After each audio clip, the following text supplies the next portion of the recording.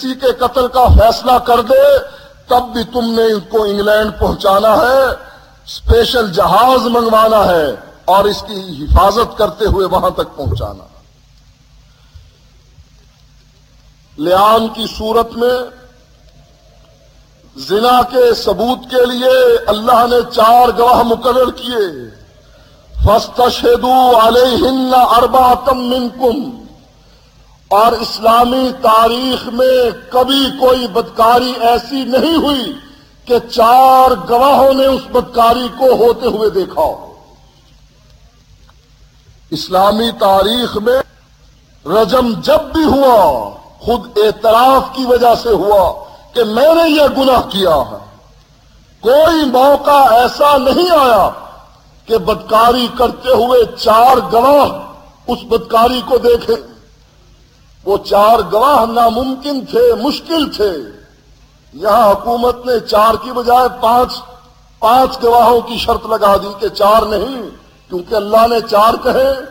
ہمارا بھی تو تھوڑا سا اختیار ہونا چاہیے، یہ 5واں ہماری طرف سے لو۔ اللہ کے قانون میں یہاں یوں ترمیم کی گئی۔ ایک اور ترمیم لعان کی صورت میں بیوی اگر اعتراف کر لے کہ میں نے یہ بدکاری کی ہے، اس پر کوئی سزا نہیں، اس شک کو ہی ختم کر دیا گیا۔ اور یہاں نبی اکرم صلی اللہ علیہ وآلہ وسلم اور حضرت عمر کا فرمان موجود ہے، الا وان الرجم حق علی من زنا، لوگوں سن لو رجم اس پر ثابت ہو گیا جو بدکاری کرے، وقد احسن، اور وہ شادی شدہ ہو، اذا قامت البینۃ، اگر گواہ گواہی دے دیں، 4 گواہ گواہی دے دیں کہ اس نے بدکاری کی ہے، شادی شدہ نے، اس کو رجم کر دو۔ او کان الحمل، اگر عورت پیٹ اٹھا لے، اس کے پیٹ میں بچہ پیدا ہو جائے، تب بھی اس کو رجم کر دیا جائے گا۔ اویل اعتراف ہو، اور اگر عورت خود اعتراف کر لے کہ میں نے یہ گناہ کیا ہے، تب بھی اس کو رجم کر دو۔ عورت کا اعتراف رجم کا سبب بنتا ہے، حکومت نے اس کو بھی اڑا دیا۔ نبی اکرم صلی اللہ علیہ وآلہ وسلم ایک واقعے کا فیصلہ دیتے ہوئے فرماتے ہیں، وغدو یا انیس، اے انیس کل صبح کو جانا، الا امرأۃ ھذا، اس عورت کے پاس، فَإِنِ اعترفت، اگر عورت اعتراف کر لے، فرجمھا، اس عورت کو رجم کر دینا، فغدا علیہا فاعترفت فرجمھا، انیس اس عورت کے پاس گئے، اس عورت نے اعتراف کر لیا کہ مجھ سے یہ غلطی ہوئی، فرجمھا، حضرت انیس نے اس عورت کو رجم کر ڈالا۔ یہ اسلام کی حدیں ہیں، ابھی کوئی ترمیم نہیں ہوئی، ابھی کوئی فرق نہیں پڑا، ابھی یہ بل قرآن اور حدیث کے مطابق ہے۔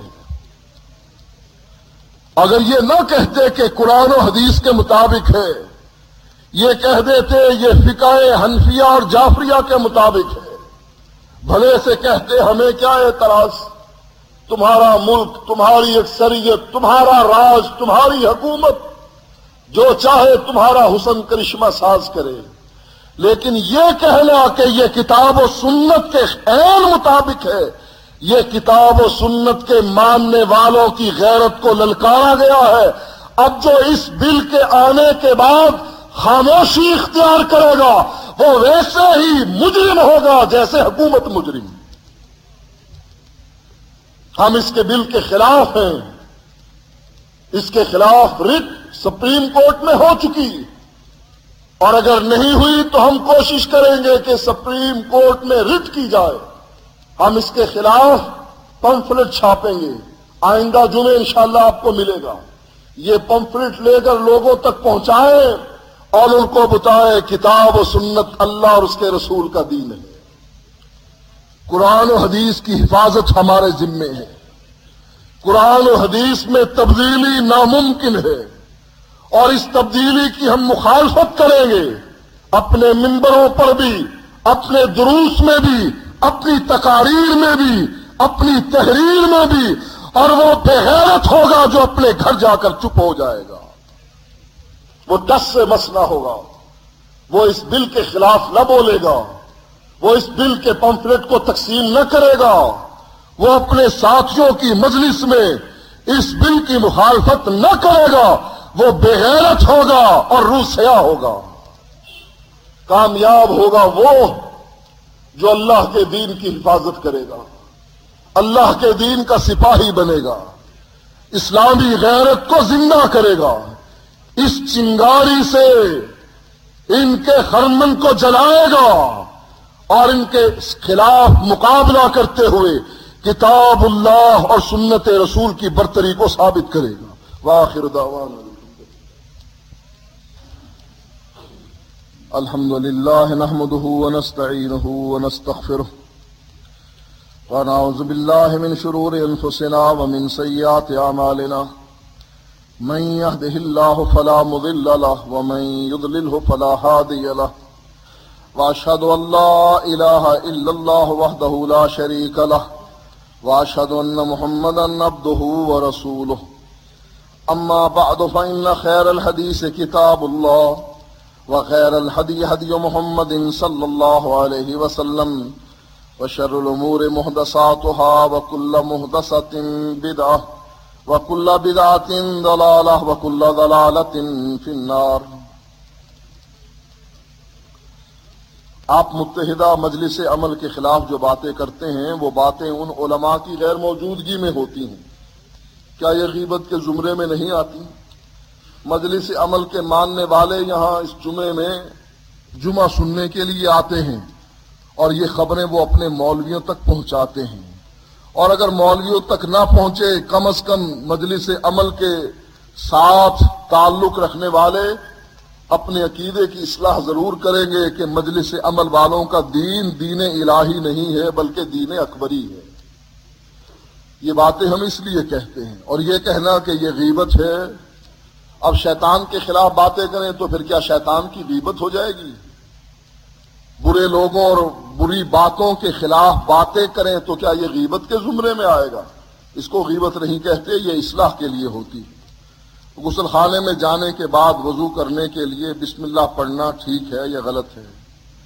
جب آپ ٹوائلٹ میں جائیں تو ٹوائلٹ میں جانے سے پہلے دعا پڑھ لیں، بسم اللہ کہہ لیں، یا وضو کرنے کے بعد بسم اللہ کہیں؟ ٹوائلٹ میں بسم اللہ کہنے کی اجازت نہیں ہے۔ اگر آدمی کو وضو کے بارے میں شک ہو کہ ہے یا نہیں تو کیا نماز پڑھ سکتا ہے؟ ہاں، وہ نماز پڑھ سکتا ہے، کوئی حرج نہیں۔ شک کی وجہ سے وضو دوبارہ نہیں کرنا چاہیے۔ جب یقین ہو کہ واقعی وضو ٹوٹ گیا ہے تب وضو کرنا چاہیے، کیونکہ یہ شک شیطان ڈالتا ہے۔ ایک آدمی فوت ہو چکا، اس کا ایک بیٹا بڑا صالح ہے، جو وہ نیکی کرے گا تو ماں باپ کو برابر کا ثواب ملتا رہے گا۔ اس کا دوسرا بیٹا نافرمان، بدعتی اور گناہگار ہے، کیا اس کے گناہوں کا بار بھی اس کے والدین پر ہوگا؟ اگر اس باپ نے اپنے بیٹے کی اصلاح کی کوشش کی اپنی زندگی میں تو کوئی گناہ نہیں ہوگا اس باپ پر، لیکن اگر باپ بھی اس کی برائی میں، اس کی زندگی میں، اپنی زندگی میں شریک رہا کہ بیٹا ٹھیک ہے جو مرضی کر، تو یہ گناہ اس کے باپ کو بھی ملے گا۔ بے نمازی سے رشتہ رکھنا چاہیے یا نہیں رکھنا چاہیے؟ بے نمازی سے رشتہ تعلق اس لیے اگر کوئی رکھے کہ میں اس کو سمجھاؤں اور لگاتار سمجھاتا رہوں تو صحیح ہے، اور اگر اس کو سمجھاتا نہیں تو رشتہ داری قائم کرنا یا تعلق رکھنا جائز نہیں۔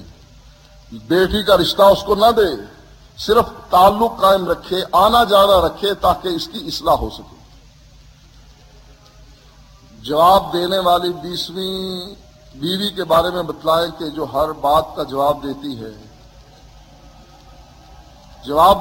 آپ کی نافرمانی کرتی ہے، گناہگار ہے، گناہ کبیرہ کی مرتکب ہے، اس کو سمجھائیں کہ اسلام میں یہ جائز نہیں۔